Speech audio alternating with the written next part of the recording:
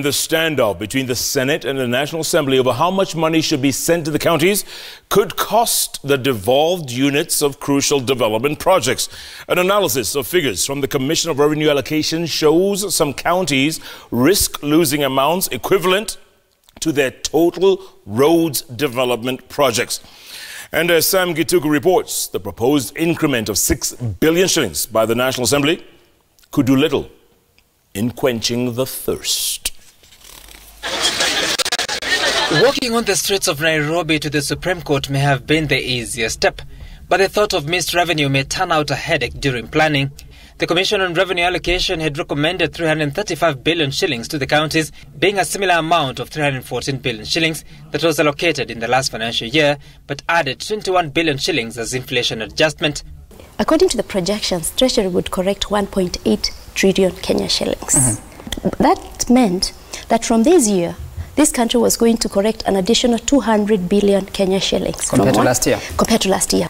At the very least, ensure that each level of government can at least deliver the same level of service they delivered that last year.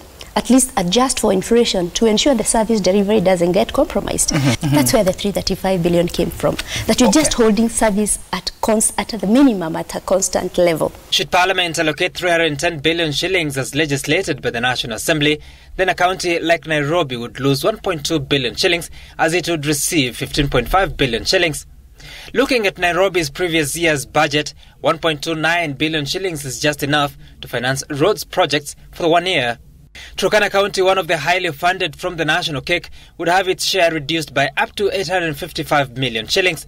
855 million shillings is enough to finance the total recurrent expenditure of the Turkana County Assembly that stood at 839 million shillings in the last financial year. Kakamega County, the home of Council of Governors Chair Wycliffe Oparanya, risks losing 844 million shillings.